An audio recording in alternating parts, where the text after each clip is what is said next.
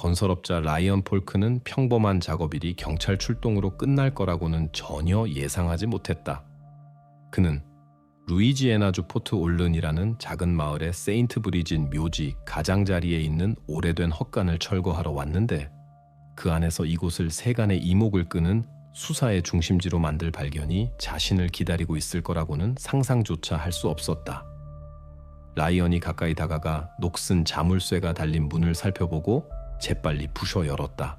즉시 자극적이고 숨막히는 냄새가 감지되었다. 습기, 부패, 그리고 강한 라벤더 향이 이상하게 뒤섞인 냄새였다. 그는 안으로 들어가지 않기로 결정했는데 이것이 올바른 결정임이 드러났고 911에 전화를 걸었다. 몇 분 후 칼 브루사드 경관이 도착했다. 건설업자의 말을 들은 후 그는 손전등을 켜고 어두운 헛간으로 들어갔다. 빗줄기가 벽을 따라 미끄러지다가 즉시 깔끔하게 쌓여있는 여러 개의 나무 관 더미에 멈췄다. 총 12개였다.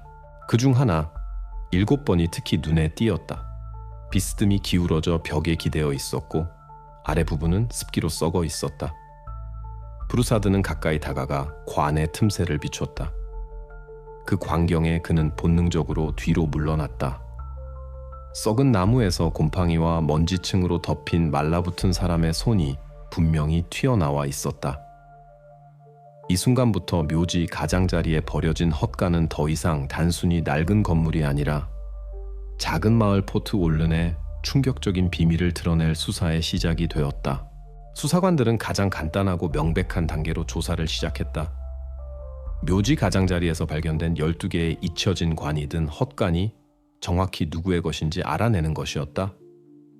그들은 시 토지대장에 정보를 요청했고 쉽게 원하는 답을 얻었다. 오래된 벽돌 헛간과 함께 있는 토지는 지루 가문의 것이었는데 수십 년 동안 포트 올른의 유일한 장례식장을 운영했던 바로 그 가문이었다. 이 장례식장은 이미 90년대 중반에 문을 닫았고 그 후 지루 가문은 사실상 마을 생활에서 사라져 대부분의 지역 주민들에게 잊혀졌다. 발견 당시 지루 가문의 유일한 생존 대표는 84세의 마틸다였는데 장례식장 소유주 알랭 지루의 미망인이었다. 마을에서 그녀의 존재를 아는 사람은 거의 없었고 주로 장례식장이 활발하고 인기가 있던 시절을 여전히 경험했던 노인들 뿐이었다. 젊은 세대에게 지루라는 이름은 더 이상 아무 의미도 없었다. 수사관들은 헛간과 그 이상한 내용물에 대한 세부 사항을 알아내기 위해 마틸다를 직접 만나기로 결정했다. 그들은 이전에 장례식장이 있던 곳과 아주 가까운 마을 중심가의 오래된 단층 건물인 그녀의 집으로 갔다. 집은 소박해 보였지만 매우 잘 관리되어 있었다. 세심하게 유지 관리되고 있음이 분명했다. 입구 앞 작은 정원, 창문에 깨끗한 커튼, 혼자 사는 노인들에게서 자주 볼 수 있는 방치의 흔적이 없었다. 마틸다는 수사관들에게 직접 문을 열어주고 조용히 안으로 초대했다. 집 안에는 고요함과 약간의 공허함이 지배했다. 방들에는 매우 단순하고 오래된 가구들이 있었고 벽에는 그녀의 고인이 된 남편 알랭의 사진과 작은 종교적 성상들이 걸려 있었다. 모든 면에서 집주인은 매우 검소하고 거의 은둔적인 생활 방식을 유지하고 있었지만 동시에 주변의 질서와 청결에 세심하게 주의를 기울이고 있었다. 하지만 수사관들이 집에 들어서자마자 이상하지만 잘 알려진 냄새를 알아차렸다. 집은 말 그대로 라벤더로 가득 차 있었다. 신선하고 쾌적했지만 이전의 묘지 가장자리의 오래된 헛간에서 감지했던 무겁고 숨막히는 냄새와 분명히 유사했다. 이 순간은 형사들을 경계하게 만들었지만 이것이 단순한 우연일 수 있는지 아니면 그 이상의 무언가가 있는지는 마지막까지 불분명했다. 대화가 발견된 관들과 묘지 부지의 헛간에 관한 것으로 넘어가자 마틸다는 그녀의 반응으로 수사관들을 놀라게 했다. 그 여자는 전혀 감정을 드러내지 않았고 마치 오래전부터 그런 대화를 예상했던 것처럼 겁먹거나 불안해 보이지 않았다. 자신의 관련을 부인하거나 놀라움을 보이는 대신 마틸다는 조용히 이 모든 것이 그녀의 고인이 된 남편 알랭과 직접 관련이 있다고 전했다. 그녀의 말에 따르면 언젠가 마을의 누군가가 남편이 숨긴 것을 발견할 날이 올 것임을 오래전부터 알고 있었다고 했다. 그녀는 이 비밀을 지킬 의무를 느꼈고 이제야 그토록 많은 세월이 지난 후에 이야기가 점차 밝혀지고 있다고 암시했다. 이 반응은 동시에 침착하고 체념적이어서 형사들을 정말로 놀라게 했다. 마틸다는 범죄자처럼 보이지 않았고 무언가를 숨길 명백한 이유가 없었다. 오히려 그녀의 생활 방식과 행동은 중대한 행위를 할 완전한 무능력을 나타냈다. 마을 주민들은 그녀를 오로지 조용하고 독실한 여성으로 묘사했으며 검소하고 가난하게 살았고 종종 이웃들과 지역교회 교인들의 도움에 의존했다. 그러나 그녀의 말은 수사관들이 사건을 다른 측면에서 보도록 만들었다. 분명히 마틸다는 남편의 죄에 대해 공개적으로 인정할 수 있거나 원하는 것보다 훨씬 더 많이 알고 있었다. 이제 장례식장이 여전히 운영 중일 때 지루 가문의 장례식장 내에서 정확히 무슨 일이 있었는지, 그리고 알랭의 어떤 행동이 12개의 잊혀진 관을 묘지의 오래된 벽돌 헛간에 숨기게 만들었는지 알아내야 했다. 이를 위해 형사들은 지루 가문의 과거로 돌아가 포트 올른 주민들을 위해 문이 열려있던 시절의 장례식장 기록 보관소와 문서들을 주의 깊게 연구해야 했다. 마틸다 지루와의 대화 후 수사관들은 세인트 브리짓 묘지의 헛간으로 다시 돌아갔다. 이제 범죄 기술자 팀과 지역 검시관이 현장에서 일하고 있었는데 그들은 12관 각각에 무엇이 들어있는지 알아내야 했다.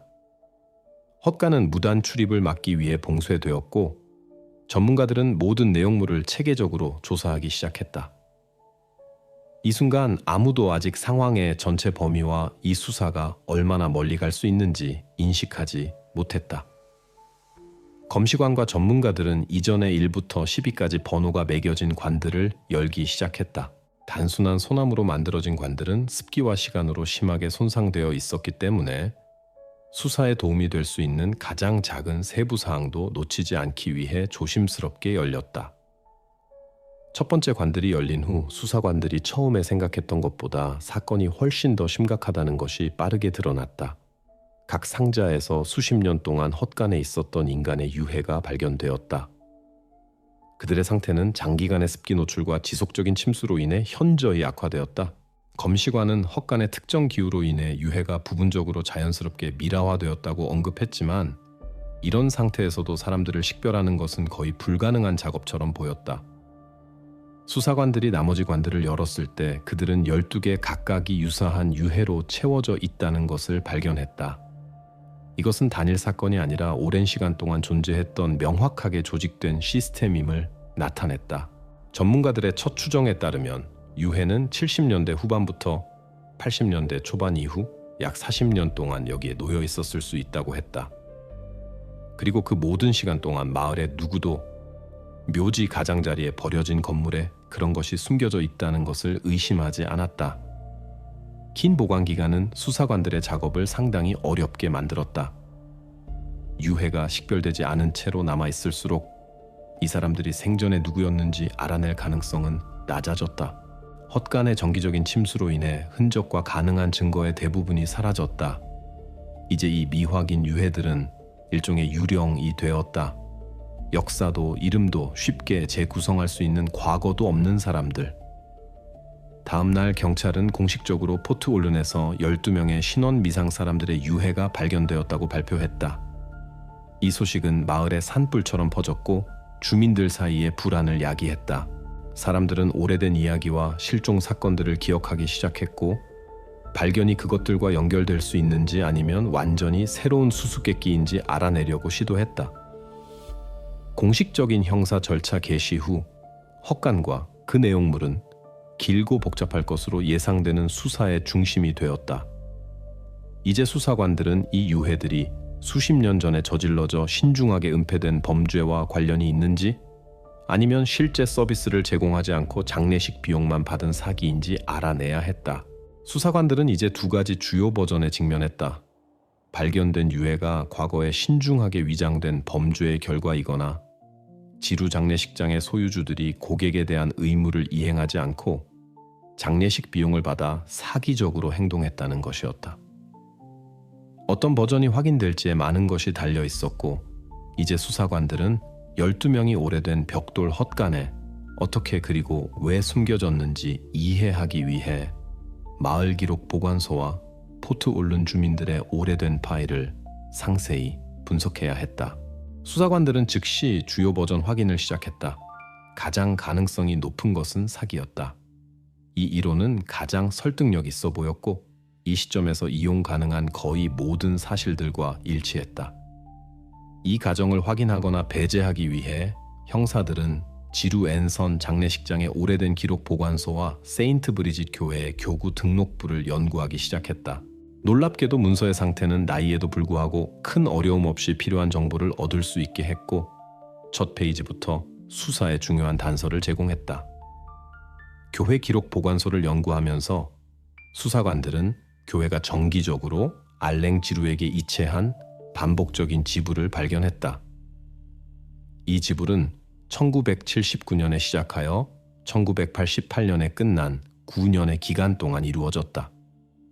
모든 기록에서 동일한 문구가 발견되었다. 화장 청구되지 않음. 총 12개의 그러한 항목이 계산되었고, 각각은 명확하게 문서화되었다. 형사들은 이 항목들을 이전의 헛간에서 발견된 관의 수와 비교했고, 일치는 정확했다. 12번의 지불, 12개의 발견된 관. 첫눈에 모든 것이 논리적이고 명확해 보였다. 알랭 지루는 정기적으로 교회로부터 아무도 찾거나 묻지 않는 사람들의 화장 비용을 받았다. 그러나 마을에서 50마일 떨어진 베턴루지의 화장터로 유해를 가져가는 대신 그는 그저 장례식장에서 1마일 떨어진 묘지 옆 헛간에 그것들을 보관했다. 그러한 행동은 평범한 탐욕과 비용 절감 욕구로 설명되었다. 알랭은 돈과 시간을 모두 절약했고, 그러면서도 의심을 불러일으키지 않았다. 이 버전은 청구되지 않음으로 나열된 사람들의 명단을 검토한 후 추가적인 지지를 받았다. 거의 모두가 혼자 사는 노인들이거나 단순히 서류와 친척이 없이 포트 올른을 지나가던 우연한 사람들임이 밝혀졌다. 지역 주민 중 아무도 그들의 운명에 관심이 없었고, 지루 장례식장은 이것을 적극적으로 이용했다. 그들에게는 단순한 일이었다. 확인도 없고 추가 비용도 없이 단지 돈을 받고 교회에 대한 최소한의 형식만 갖추면 되었다. 그러나 수사관들이 사건 파일을 연구할수록 일반적인 금전적 이익만으로는 설명할 수 없는 더 많은 세부 사항이 나타났다. 특히 이상하게 보인 것은 헛간에서 감지된 라벤더 냄새였다.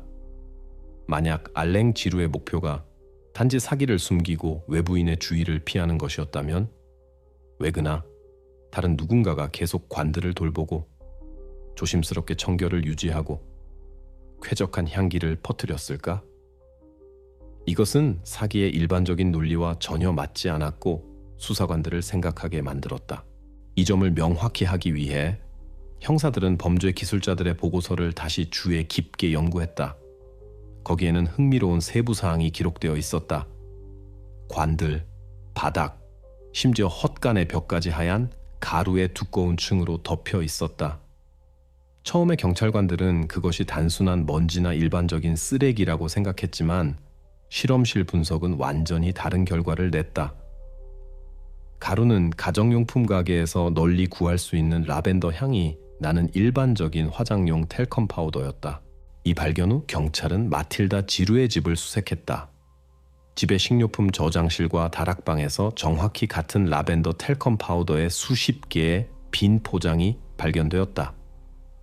게다가 일부 포장은 비교적 새 것이었는데 이는 정기적인 사용을 확인시켜 주었다. 이웃들도 마틸다가 종종 아침에 작은 가방을 들고 집을 나섰다가 몇 시간 후에 돌아온다고 보고했다. 이때까지 모두가 그녀가 기도하러 가거나 남편의 무덤을 방문한다고 생각했지만 이제 그녀의 일상적인 산책이 묘지의 헛간에서 끝났다는 것이 밝혀졌다. 마틸다의 그러한 행동은 단순한 사기의 관점에서는 완전히 설명할 수 없었다.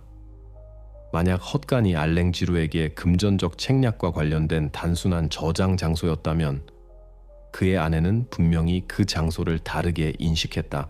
마틸다는 수년 동안 관들을 돌보고 질서를 유지하고 신선한 향기를 보장했는데 마치 개인적인 의무를 수행하는 것처럼.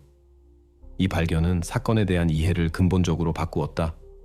겉보기에 단순한 사기 뒤에 훨씬 더 복잡한 그림이 그려지기 시작했다. 이제 지루 가문의 행동이 단지 돈에 관한 것이 아니라는 것이 명백해졌다. 알랭에게는 단순히 금전적 이익이었지만 마틸다는 분명히 다른 이유로 행동했다.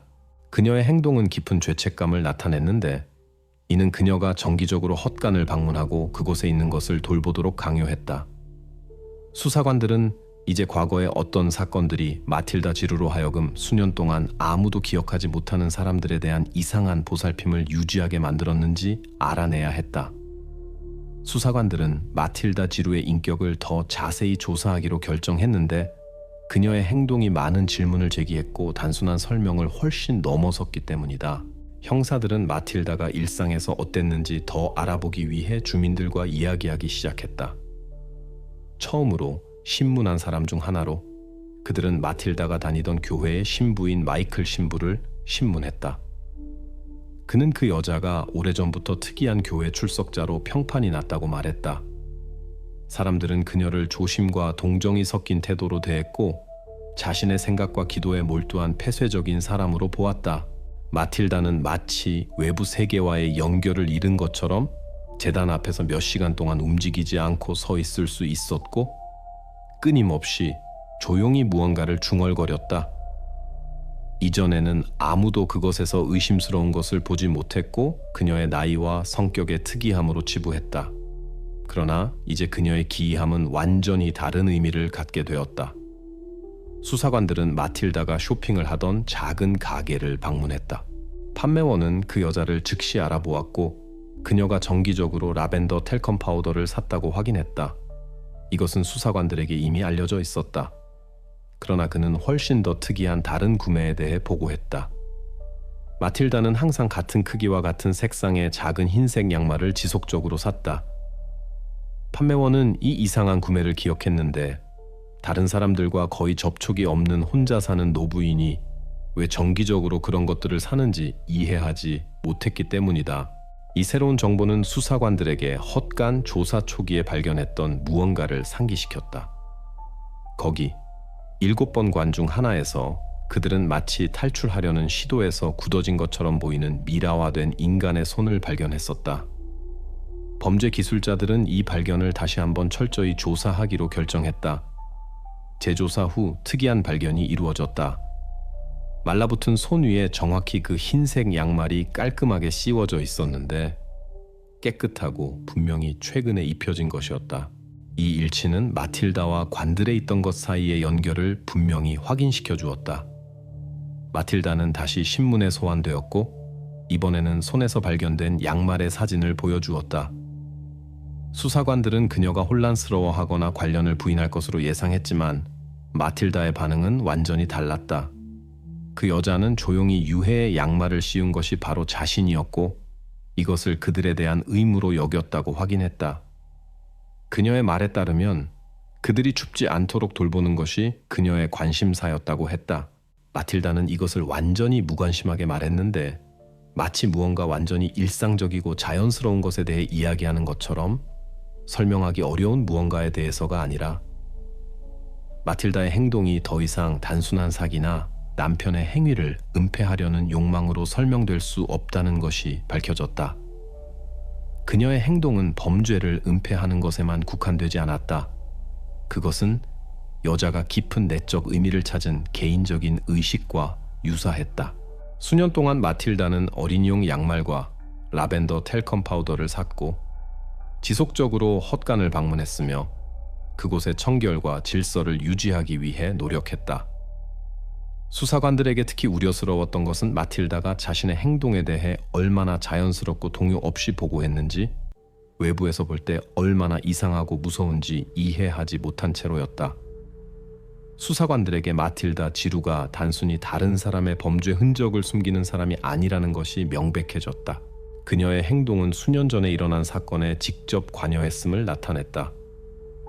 그녀는 분명히 일어난 일에 대해 책임을 느꼈고 이 책임을 부인하지도 않았지만 정확히 무엇에 대해 죄책감을 느끼는지 직접적으로 말하는 것을 피했다.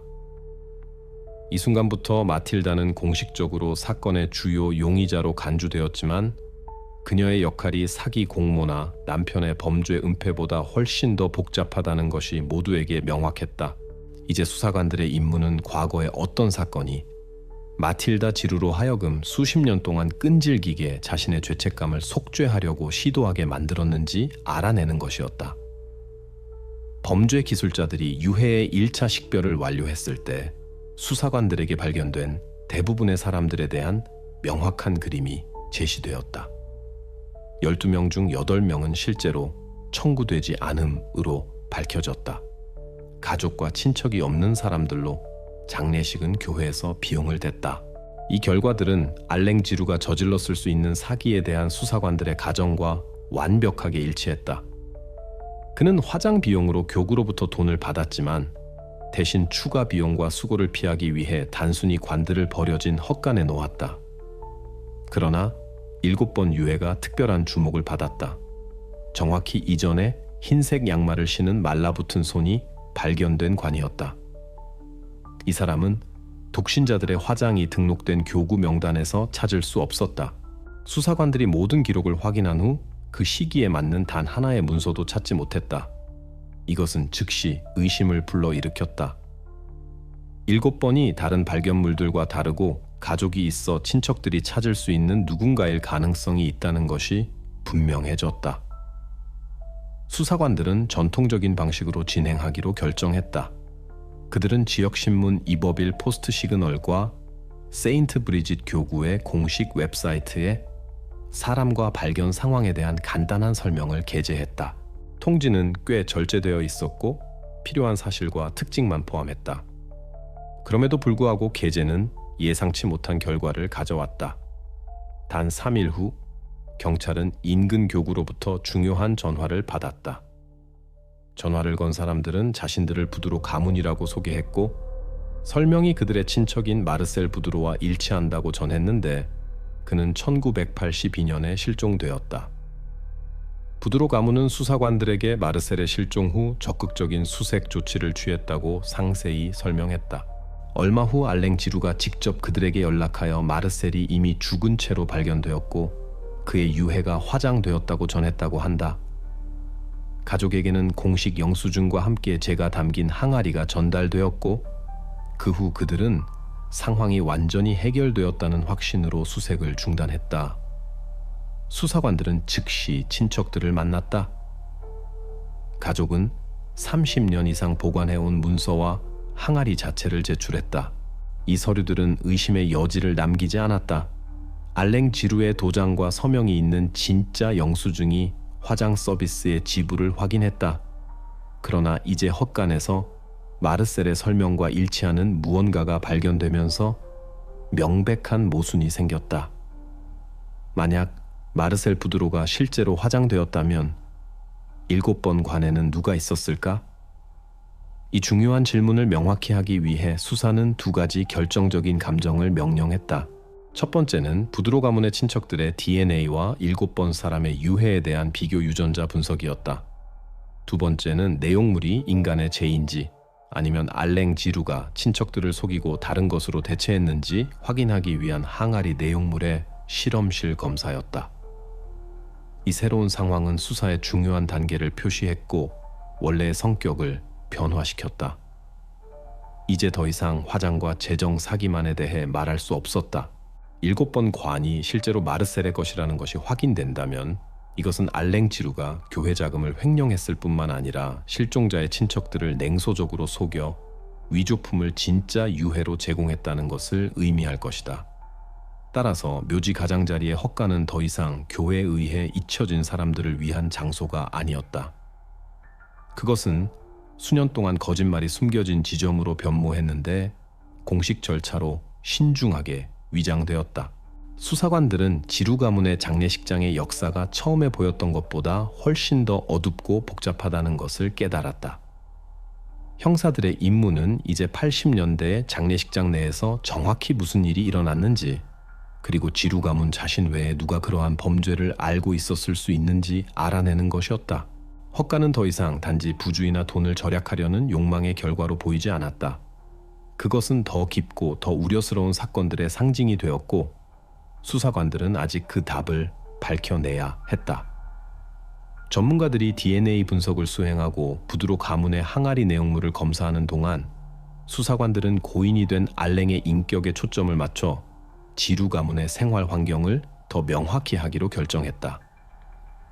수사관들의 버전은 정확히 그의 행동과 행위가 추가 사건들의 기초를 형성했다는 것이었다. 답을 찾기 위해 형사들은 70년대 후반부터 80년대 초반 장례식장 운영 시절에 보존된 포트 올른 경찰서의 기록 보관소를 조사했다. 문서들이 완전히 보존되지는 않았지만 발견된 자료들은 그의 행동 뒤에 우려스러운 상황이 숨겨진 남자의 양면적인 그림을 그릴 수 있게 했다. 그 시대의 경찰 보고서에는 알랭 지루가 음주운전으로 체포된 2건의 에피소드가 기록되어 있었다. 두 경우 모두 특이했는데 연구차를 타고 업무 여행 중에 발생했기 때문이며 이것 자체로 이미 이상하고 의심스러워 보였다. 문서에는 또한 알랭 자신과 차량 내부에서 알코올 냄새가 감지되었다고 기록되었다. 그러한 행동은 그의 일의 특수성을 고려할 때 특히 부적절해 보였다. 이 경우들 외에도 기록 보관소에는 알랭의 문서 발급 부주에 기한 미준수, 술에 취한 상태로 회의에 나타남에 불만족한 장례식장 고객들의 불만도 발견되었다. 작은 마을에서 이 에피소드들은 중요하지 않은 것으로 피상적으로 인식되었다. 그러나 최근의 발견과 발견된 유해들을 고려할 때 전체 상황은 수사관들에게 다른 빛으로 제시되었다. 그 후 수사관들은 알랭의 지휘해 여러 해 동안 일했던 장례식장의 전 직원인 로렌스 웹을 찾아냈다. 그는 알랭이 정기적으로 술을 마셨고 일에서 무질서했으며 종종 문서를 혼동하고 다른 실수를 했다고 확인했다. 조수에 따르면 그러한 부주의는 지루에게 사실상 규범이 되었고 심각한 실수의 가능성은 매우 현실적이었다. 수사관들이 이것을 들었을 때 그들은 사건을 다른 빛으로 보았다. 웹은 사실상 알랭의 실수가 광범위하고 돌이킬 수 없는 결과를 가져올 수 있다는 그들의 의심을 확인시켜 주었다. 한편 마틸다의 행동은 점점 더 많은 의심을 불러일으켰다. 수사관들은 점차 그녀의 행동이 개인적 경험과 그녀가 여러 해 동안 숨겨온 비밀과 관련이 있다는 확신에 도달했다. 이웃들을 신문할 때 마틸다가 정기적으로 늦은 시간에 집을 떠나 묘지와 헛간 방향으로 움직였다는 것이 밝혀졌다. 일부 이웃들은 그녀가 밤에 거기 서서 보이지 않는 대화 상대에게 말을 걸고 조용한 말을 하는 것을 반복적으로 보았는데 마치 오래전에 더 이상 존재하지 않는 누군가와 대화를 시도하는 것처럼 목격자 중 한 명은 심지어 마틸다가 마치 그가 그녀 옆에 서 있는 것처럼 고인이 된 남편의 이름을 반복하는 것을 들었다고 주장했다. 이러한 행동은 단지 강박적 행동처럼 보이는 것이 아니라 깊은 정서적 위기와 숨겨진 죄책감을 증언했다. 재신문에서 수사관들은 마틸다가 남편의 개인적 결점과 약점을 부인하지 않는다는 것을 알게 되었다. 게다가 그녀의 말은 수사관들의 의심을 확인시켜 주었다. 알랭은 실제로 심각한 실수를 저질렀고 그 결과를 그녀는 오늘날까지 고치려고 시도했다. 마틸다는 구체적으로 말하는 것을 피했고 남편의 실수의 본질을 밝히지 않았으며 과거의 세부 사항을 드러내야 할 필요성에 눈에 띄게 겁먹었다. 그녀는 회피적으로 말했고 문장 중간에 멈췄으며 구체적인 사실을 언급하지 않으려고 분명히 노력했다. 이 대화 후 수사관들은 임무가 수사 시작 때 예상했던 것보다 더 어렵고 복잡하다는 것을 깨달았다. 이 사건은 더 이상 화장 사기에만 국한되지 않았다. 이제 지루 가문이 원래 생각했던 것보다 훨씬 더 어둡고 심각한 비밀을 간직하고 있다는 것이 명백해졌다. 그의 무책임과 술 취함의 결과였던 알랭의 행동은 수십 년 후에도 마틸다로 하여금 진실을 숨기고 자신의 죄책감과 싸우도록 강요하는 사건들로 이어졌을 수 있다. 이제 수사관들은 정확히 어떤 실수가 저질러졌는지, 그 결과가 얼마나 심각했는지, 그리고 누가 이 비극적인 상황을 알고 있었을 수 있는지 알아내야 했다. 감정 시작 2주 후 실험실은 수사관들에게 첫 번째 결과를 제출했다. 부드로 가문이 거의 40년 동안 친척에 대한 마지막 기억으로 간직해온 항아리 내용물의 분석이었다. 전문가들은 매우 간결하게 결론을 공식화했다. 보고서에는 추측이나 가정이 없었고 단지 사실만 있었다. 검사 결과 내부의 물질은 생물학적 입자, 뼈 구조의 파편, 화장의 특징인 열작용의 흔적을 포함하지 않았다. 기본적으로 항아리에는 아마도 가정용 벽난로에서 나온 일반적인 재가 들어있었다. 이 보고서는 수사 과정을 변화시켰다. 이제 알랭 지루가 의식적으로 부두로 가문을 속여 위조된 재를 건네준 것이 명백해졌다. 이것은 더 이상 부주의처럼 보이지 않았다. 오히려 계획된 사기처럼. 그러나 주요 질문에 대한 답은 여전히 열려 있었다. 마르셀의 유해가 화장되지 않았다면 마르셀은 어디에 있었을까? 답은 두 번째 감정의 결과와 함께 왔다. 그것은 수사관들이 특별한 관심을 가지고 기다렸던 검사였다. 실험실은 마르셀 부드로의 조카들의 유전자 샘플을 헛간에서 7번으로 발견된 유해에서 채취한 생체 물질의 조각들과 비교했다. 3일간의 검증과 이중 확인 후 전문가들은 감정서를 작성했다. DNA 일치 99.9%. 이것은 추측이 아니라 정확한 과학적 사실이었다.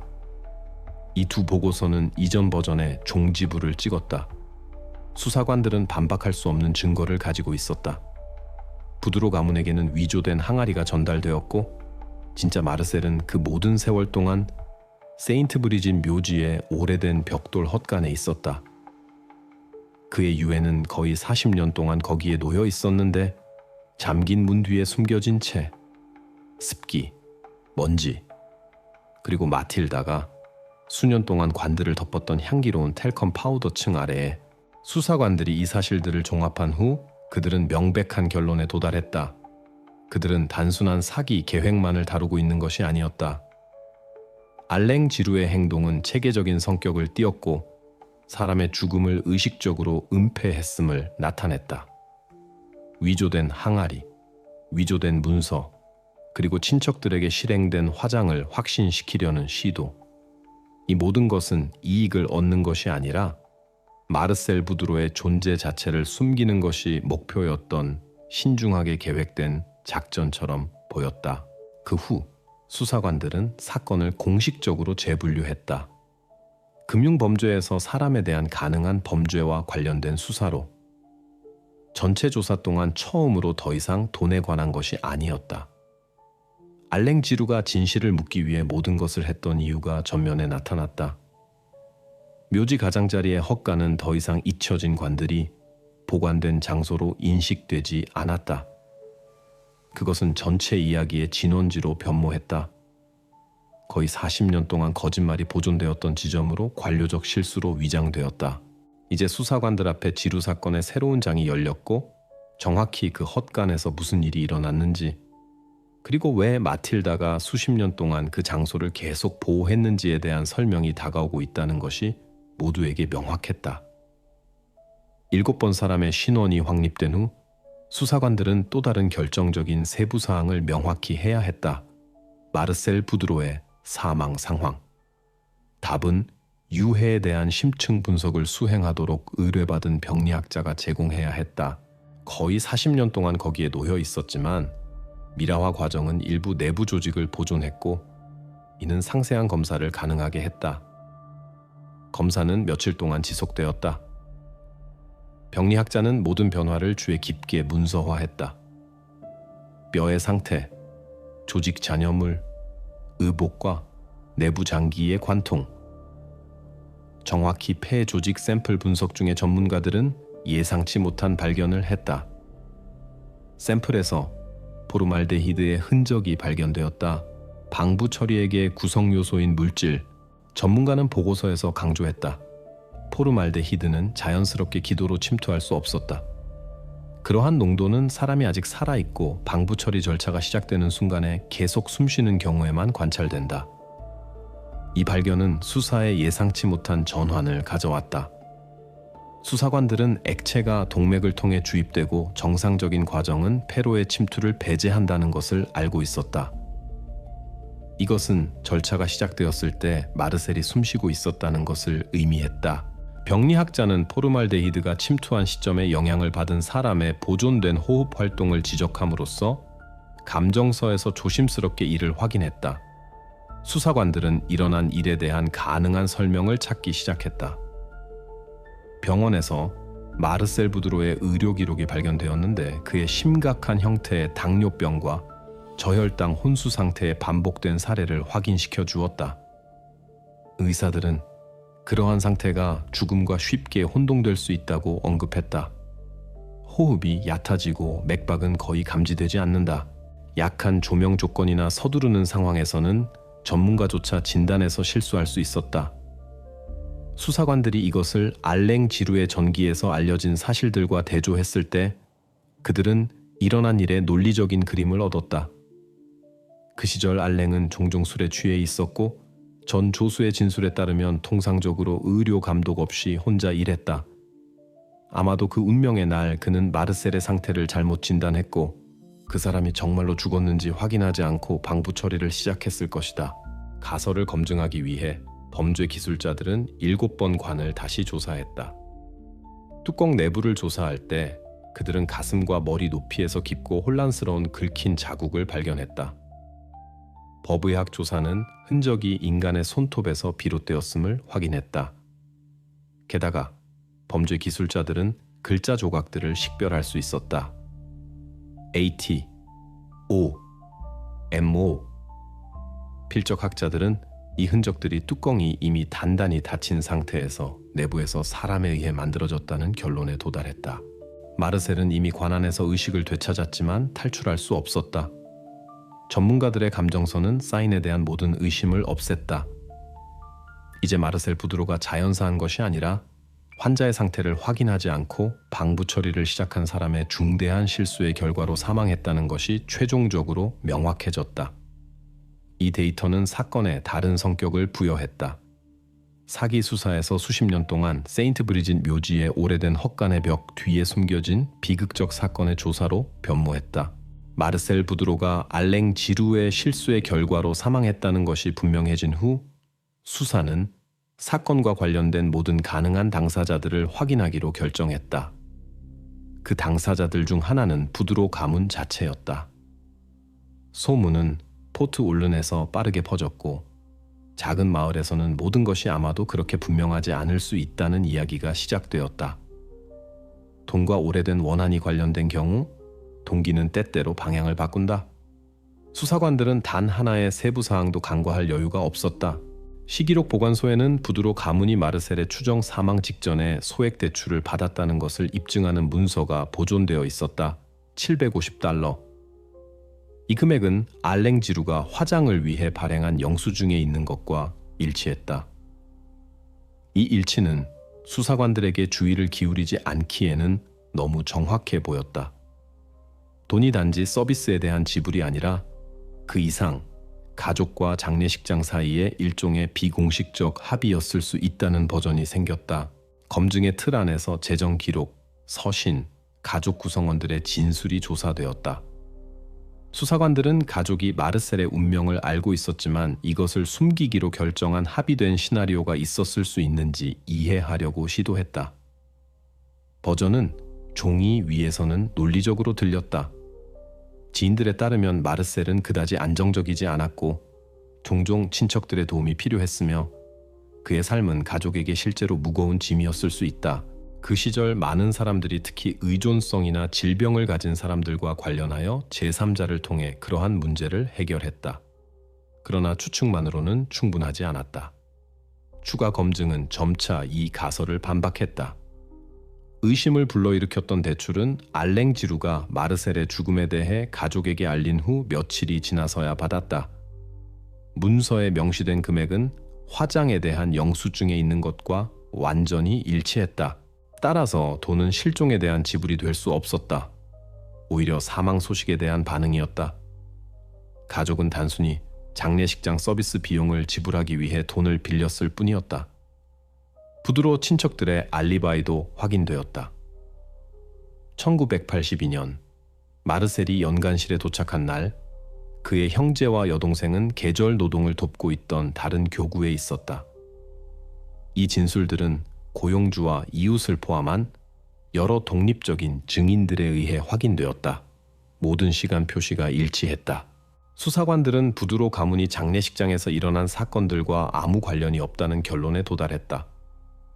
그들은 사건의 결과에 영향을 미칠 동기도 가능성도 없었다. 오히려 그들 자신이 사기의 희생자였는데 사랑하는 사람을 평화롭게 쉬게 한다고 믿으며 수년 동안 위조된 항아리를 보관했던 것이다. 이 거짓 단서가 최종적으로 배제되었을 때 수사관들의 주의는 다시 지루 가문으로 향했다. 모든 검증 후에 알랭의 행동이 비극으로 이어졌고 마틸다는 그것을 알게 된 후 평생 동안 이 지식을 감당하려고 시도했다는 것이 명확했다.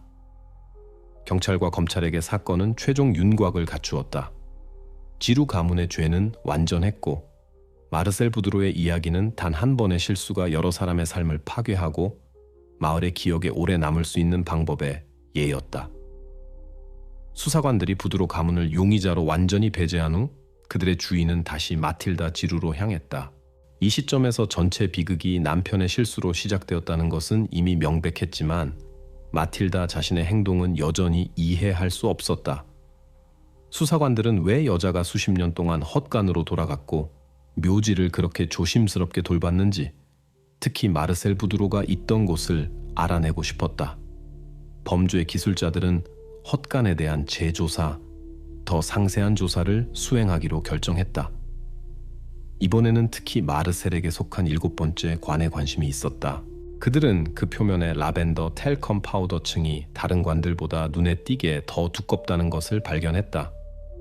전문가들은 마틸다가 이 묘지에 나머지보다 몇 배 더 자주 텔컴 파우더를 발랐다고 결론지었다.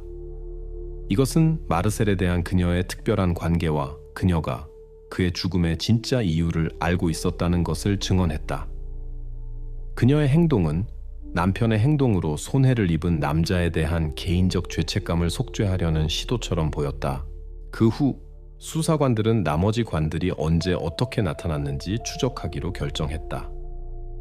기록 보관 문서는 다른 모든 장례식이 마르셀과의 비극적 사건 후에야 헛간에 도착했음을 확인시켜 주었는데 1983년부터 시작되었다. 알랭 지루가 정확히 이 실수 후에 청구되지 않은 사람들과의 사기 계획을 조직했다는 것이 밝혀졌다. 화장과의 정기적인 조작은 그에게 본질적인 것을 숨기는 방법이었다. 마르셀 사건, 각각의 새로운 관은 주의를 분산시켰고 원래 범죄를 덜 명백하게 보이게 했는데 많은 다른 사례들 사이에 숨김으로써 1995년 알랭의 죽음 후 마틸다의 삶은 극적으로 변했다. 이전부터 그녀를 알았던 사람들은 그녀의 행동에서 상당한 변화를 알아차렸다. 그녀는 거의 집을 떠나지 않았고 이웃들과의 접촉을 피했으며 점점 덜 공개적으로 나타났다. 교구 구성원들은 그녀가 가장 한적한 시간에 교회에 와서 오래 기도하고 촛불을 켜는 것을 보았다. 그녀는 종종 늦은 저녁에 손에 작은 보따리를 들고 헛간으로 가는 모습이 목격되었다. 아무도 정확히 왜 그녀가 그렇게 하는지 몰랐지만 이제 수사관들에게 그녀의 방문이 정확히 헛간의 장례식과 일치했다는 것이 명확해졌다. 재정 기록 검토 후 수사관들은 마틸다가 정기적으로 텔컴 파우더를 구입했다는 것을 확인했는데 매주 중단 없이 여러 해 동안 그녀의 주변 사람들에게 그녀의 행동은 설명할 수 없었지만 마틸다 자신은 헛간 방문을 내적 죄책감을 다루는 방법으로 느꼈다. 그것은 그녀의 개인적인 형태의 속죄였고 더 이상 고칠 수 없는 것을 고치려는 조용한 시도였다. 수사관들은 또한 마틸다가 마을을 떠나거나 숨으려고 시도한 적이 없다는 것을 확인했다. 오히려 그녀는 의식적으로 남편의 비밀이 보관된 장소 근처에 머물렀고 그에게 감정적으로 연결되어 있었으며 과거로부터 벗어날 수 없었던 것처럼 보였다. 결과적으로 수사관들은 마틸다가 범죄 자체에 직접 관여하지 않았지만 그녀의 침묵은 비밀이 수십 년 동안 존재하도록 허용한 의식적인 선택이었다는 최종 결론에 도달했다. 이제 수사관들은 공개적인 자백 대신 다른 사람의 비밀과 함께 삶을 선택한 사람이 받을 만한 처벌이나 정당화가 무엇인지 그녀의 죄의 정도를 평가하고 이해하는 임무에 직면했다. 정확히 이 질문이 지루 가문 사건 수사의 종지부를 찍어야 했다. 수사관들이 모든 증거를 수집한 후 마틸다와의 마지막이자 가장 심각한 대화의 순간이 왔다. 그녀는 주요 증거물이 제시될 신문에 소환되었다. 형사들은 조심스럽게 준비했는데 이것이 그녀로부터 직접적인 자백을 얻을 마지막 기회일 수 있다는 것을 알고 있었기 때문이다. 신문실은 조용하고 고요했다. 수사관들은 마틸다가 타당한 이유 없이 그냥 말하지 않을 것임을 알고 있었다. 그래서 그들은 대화를 말이 아니라 문서로 시작했다. 그들은 그녀와 그녀의 남편에 대해 불리하게 작용하는 보고서들을 하나씩 제시했다. 가장 먼저 부두로 가문에 전달된 죄에 대한 분석 결과가 제시되었다. 보고서는 그것이 일반적인 나무죄였지 마르셀의 유해가 아니라고 명시했다. 마틸다는 거의 무관심하게 서류들을 바라보았다. 그녀는 본 것에 대해 언급하지 않았고 거의 움직이지 않았다. 그러나 수사관들은 체계적으로 카드를 하나씩 공개했다. 다음으로 유전자 감정에 대한 보고서가 나왔다. 전문가들은 7번 관에서 발견된 유해가 의심할 여지 없이 마르셀 부드로에게 속한다고 확인했다. 마틸다는 시선을 약간 옆으로 돌렸지만 여전히 침묵을 지켰다. 짧은 휴식 후 그녀에게 또 다른 문서가 제시되었다. 폐에서 발견된 포르말데히드에 대한 병리학자의 최종 보고서였다. 형사는 이 물질이 거기에 도달할 수 있는 유일한 방법은 절차가 시작되었을 때 마르셀이 아직 살아있었다는 것이라고 설명했다. 마틸다는 약간 손가락을 쥐었지만 다시 한마디도 하지 않았다. 수사관은 그녀를 주의 깊게 관찰하며 어떤 반응을 기다렸다. 그 후 형사는 관 내부에서 찍은 사진들을 파일에서 꺼냈다. 사진들에는 뚜껑 안쪽에 깊은 긁힌 자국이 명확히 보였다. 필적 감정인은 이미 이 흔적들이 탈출하려고 시도한 인간에게서 비롯되었다고 확인했다. 방 안에 다시 침묵이 흘렀다. 마틸다는 이제 똑바로 앞을 응시했고 그녀가 무슨 일인지 완전히 이해하고 있다는 것이 분명했다. 긴 침묵 후 형사는 모든 사실을 반복했는데 이번에는 차례대로 단 하나도 빠뜨리지 않고 그는 목소리를 높이지 않았고 감정을 강조하지 않았다. 그는 단순히 각 증거를 건조하게 나열했다.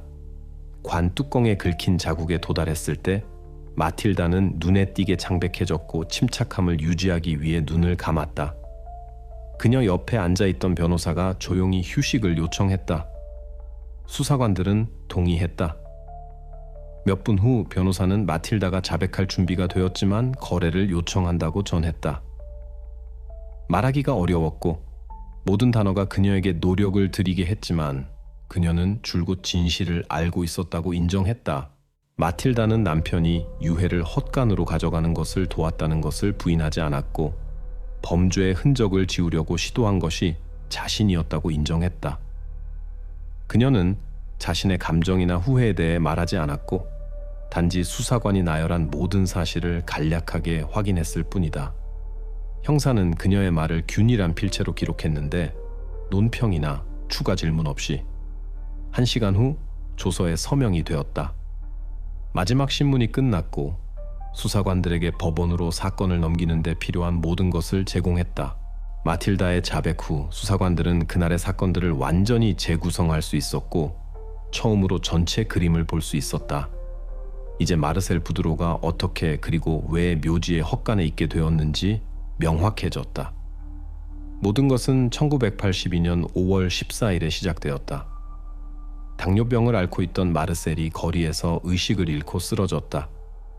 행인들이 구급차를 불렀지만 맥박을 감지할 수 없었던 의사들은 그의 죽음을 추정했다. 그는 시립연간실로 옮겨졌고 신원 미상으로 등록되었다. 이렇게 재앙으로 끝난 1년의 실수가 시작되었다. 다음 날 5월 15일 지역 장례식장의 소유주인 알랭 지루가 또 다른 화장을 위해 시신을 가지러 왔다. 그날 그는 취해 있었다. 이것은 그에게 드문 일이 아니었다. 연간실 직원들은 수년 동안 그를 알고 있었고 그의 상태에 주의를 기울이지 않았다. 알랭은 서류를 확인하거나 사인을 묻지 않고 마르셀의 시신을 가져갔다. 자신의 장례식장으로 돌아와 그는 즉시 일상적인 방부 처리 절차를 시작했다. 모든 것이 평소처럼 진행되었는데 마르셀이 갑자기 고통으로 의식을 되찾을 때까지. 포르말데히드가 그의 폐로 침투했을 때 그는 숨쉬고 움직이기 시작했다. 알랭에게 이 순간은 악몽이 되었다. 그는 남자가 아직 살아있는 동안 절차를 시작했다는 것을 깨달았다. 멈추고 의사를 부르는 대신 알랭은 패닉에 빠졌다. 자신이 부주의로 비난받을 것이고 이것이 그의 평판을 파괴하고 생계수단을 빼앗을 것이라는 생각이 어떤 죄책감보다 강했다. 결과에 대한 두려움 때문에 그는 일어난 일을 은폐하기로 결정했다. 그는 마르셀을 관에 넣고 뚜껑을 닫았는데 명확한 생각을 할 수 없었다. 이 순간 두려움이 이성보다 강했다. 마틸다가 집에 돌아왔을 때 그녀는 즉시 무슨 일이 일어났는지 이해했다. 알랭은 정당화하려 하지 않고 그녀에게 모든 것을 말했다. 그녀는 자신의 모든 미래 삶이 달려있는 결정에 직면했다. 일어난 일의 공포에도 불구하고 그녀는 침묵을 선택했다. 함께 그들은 관을 세인트 브리짓 묘지 가장자리의 오래된 벽돌 헛간으로 가져갔는데 그 장소가 발견되지 않은 채로 남기를 희망하면서 마르셀의 실종 몇 주 후 그의 가족이 장례식장에 왔다. 그들은 설명을 원했고 그때 알랭은 그들에게 거짓 버전을 제시했다. 그는 마르셀이 죽은 채로 발견되었고 이미 그의 유언에 따라 화장되었다고 주장했다. 확인을 위해 그는 장례식장의 벽난로에서 나온 재가 담긴 항아리를 건넸다. 가족은 떠났고 모든 말을 믿었다. 여러 해 동안 그들은 이 버전을 믿으며 살았는데 친척이 그의 소망에 따라 장례되었다고 믿으면서 알랭은 진실을 드러내지 않고 죽었고 마틸다는 수십 년 동안 침묵했으며 계속 비밀리에 헛간을 방문했다. 오직 그녀의 자백만이 수사관들이 이야기의 모든 요소를 하나로 모으고 1982년 5월에 무슨 일이 일어났는지 최종적으로 확인할 수 있게 했다. 수개월 동안 지속되고 수많은 전문가들의 투입이 필요했던 수사가 마침내 종결에 가까워졌다. 수사관들은 각 관련자의 역할에 대한 결론을 공식적으로 기록했다. 이미 오래전에 사망한 알랭지루의 죄는 완전히 입증되어 사건 파일에 포함되었다.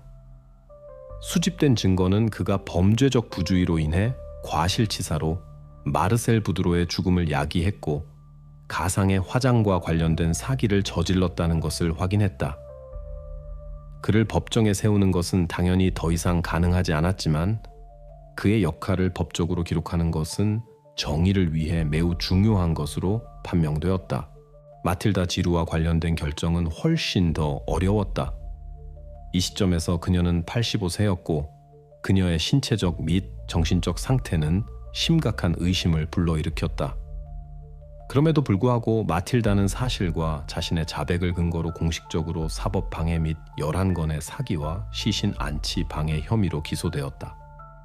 마틸다는 자신의 관여를 부인하지 않았지만 가족 생활의 실패에 대한 두려움 때문에 줄곧 남편과 상황의 압력하에 행동했다고 강조했다. 이제 법원은 어려운 딜레마에 직면했다. 범죄를 스스로 저지르지 않았지만 어려운 심리적 상황에 있으면서 의식적으로 은폐하는 것을 도운 사람에 대한 책임의 정도를 어떻게 결정해야 할까? 마을 주민들 사이에서 활발한 토론이 시작되었다. 일부는 마틸다가 완전한 책임을 져야 한다고 생각했고 다른 이들은 그녀의 고령과 나쁜 건강 상태를 지적했다. 재판은 2019년 2월 10일에 시작되었다. 주요 재판 참가자들 외에도 법정에는 센세이셔널한 사건의 결과를 직접 목격하고 싶어하는 기자들도 나타났다. 판사는 사안의 미묘한 성격을 고려하여 처음부터 참석자들에게 조용히 할 것을 당부했다. 첫 번째로 마르셀 부드로의 가족이 나섰다. 친척들은 사랑하는 사람의 실종이 여러 해에 걸쳐 그들의 고통의 원인이었다고 설명했다. 진실을 알게 되었을 때 그들은 깊은 충격과 실망을 경험했다. 그 모든 세월 동안 보관했던 죄가 지루 장례식장의 벽난로에서 나온 일반적인 재로 밝혀졌던 것이다. 가족이 진술하는 동안 마틸다는 자신의 생각과 멀리 떨어진 것처럼 보였고 가끔씩만 멍하니 앞을 바라보았다. 그런 다음 법원은 법의학 정신과에서 제출한 의학 감정서로 관심을 돌렸다. 전문가들은 재판 당시 마틸다의 상태가 크게 악화되었음을 확인했다. 의사들은 그녀에게 중등도 치매를 진단했는데 이로 인해 그녀는 부분적으로 기억을 잃었고 발생하는 사건들과 그 결과를 더 이상 완전히 이해할 수 없었다. 이 감정서는 법정에서 눈에 띄는 동요를 일으켰다. 이제 배심원들은 마틸다의 의학적 상태가 최종 판결에 얼마나 강하게 영향을 미쳐야 하는지 결정해야 했다. 긴 심해 후 배심원들은 법정으로 돌아와 그들의 결정을 발표했다. 그들은 마틸다 지루를 모든 기소 항목에서 유죄로 판단했지만 동시에 그녀의 건강 상태, 고령, 그리고 수년 동안 남편이 그녀에게 가한 영향이 최대한 고려되어야 한다고 명확히 지적했다. 따라서 마틸다는 형식적으로 유죄였지만 배심원들은 그녀가 결정을 내린 모든 복잡한 상황을 강조하면서 형량에 상당한 경감을 권고했다. 이제 결정은 판사에게 달려 있었는데 그는 마틸다에게 무엇이 기다리고 있는지, 그리고 그녀의 나이와 건강이 형량에 어떻게 영향을 미칠지 최종적으로 결정해야 했다. 판사가 법정에 들어섰을 때 대화는 즉시 멈췄다. 사람들은 그를 향해 몸을 돌렸고 40년에 걸쳐 펼쳐진 사건의 종지부를 찍을 결정을 기대했다. 판사는 자리에 앉아 문서를 열고 조용히 판결을 낭독하기 시작했다. 그는 수사관들의 결론, 조항들, 날짜들, 진술들을 나열했다. 그의 목소리는 균일하게 유지되었고 휴지나 강조가 없었다. 법원은 알랭 지루의 죄가 완전히 입증되었음을 인정했다. 그의 부주의가 마르셀 부드로의 죽음으로 이어졌고 그 후 몇 년간의 가상 화장은 이 실수의 결과를 은폐하려는 시도였다. 모든 것이 문서화되었고 이 사실은 이제 입증된 것으로 간주되었다. 그런 다음 판사는 마틸다 지루로 왔다. 그는 기소 내용을 낭독했다. 사법방해와 11건의 사기. 법정에는 완전한 침묵이 흘렀다. 사람들은 조용히 들었고 주위를 둘러보지 않았으며 변호사만 약간 앞으로 몸을 숙였다. 마틸다는 움직이지 않고 앉아 있었고 손은 무릎에, 시선은 한 점을 향하고 있었다. 마치 모든 것이 끝나기만을 기다리는 것처럼 보였다. 짧은 휴식 후 판사는 의학 감정서를 상기시켰다. 의사들은 마틸다에게 치매를 진단했고 그녀가 일어나는 일을 이해하는 능력을 부분적으로 잃었으며 지속적인 돌봄이 필요하다고 지적했다. 법원은 이것을 고려했다. 그런 다음 판사는 마틸다가 범죄의 발기인이 아니었다고 강조했다. 그녀는 남편의 영향 하에 행동했고 의존 관계에 있었으며 두려워했다.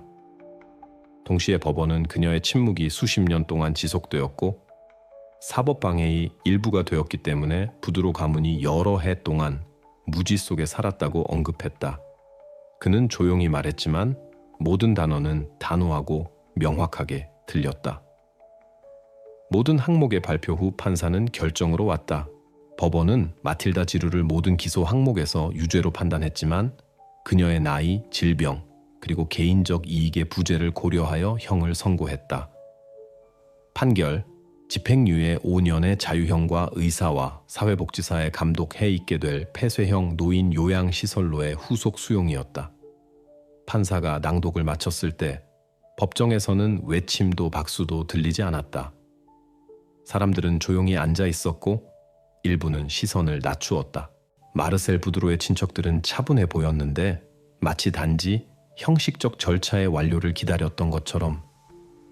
마틸다는 감정을 드러내지 않았고 법정 직원이 일어서는 것을 도왔을 때 단 한 번만 고개를 끄덕였다. 판사는 서류를 모았고 재판 참가자들에게 감사하며 회의를 종료한다고 선언했다. 천천히 사람들은 자리에서 일어나 밖으로 나가기 시작했다. 아무도 한마디도 하지 않았다. 승리도 패배도 아니었다. 단순히 모두가 너무 오랫동안 지니고 있었던 이야기의 끝이었다. 나중에 기자들은 판결에 대한 짧은 노트를 쓸 것이다. 마을에서는 다시 지루와 부드로라는 이름을 기억하고 누가 더 죄가 많고 누가 덜한지 논의할 것이다. 그러나 시간이 지나면서 사건은 뉴스에서 사라질 것이고 포트 올른의 기억에는 두려움에서 저질러진 단 한 번의 실수가 여러 세대의 삶을 어떻게 바꿀 수 있는지에 대한 예로 남을 것이다. 판결 후 마틸다는 마을 외곽의 노인 요양시설로 이송되었다. 그녀는 거기서 조용히 살았고 거의 접촉 없이. 간호사들은 그녀가 거의 말하지 않았고 대부분의 시간을 혼자 보냈다고 기억했다. 2020년 3월 마틸다는 사망했다. 수사관들에게 말하지 않았던 세부 사항들을 그녀와 함께 가져갔다. 포트 올른에서는 삶이 점차 일상적인 궤도로 돌아왔다. 그러나 지루 헛간의 주제는 오랫동안 대화에서 나타났다. 실수와 그 발견 사이에 너무 많은 세월이 흘렀기 때문이다. 몇 달 후 세인트 브리짓 교구는 발견된 유해의 재매장을 조직했다. 그들에게 묘지의 묘지 구역이 지정되었고 의식은 큰 소동 없이 진행되었다. 사제는 평화와 추모에 대한 짧은 연설을 했다. 부두로 가문은 떨어져 서 있었다. 그들에게 이날은 거의 40년 동안 지속된 기다림의 완료였다.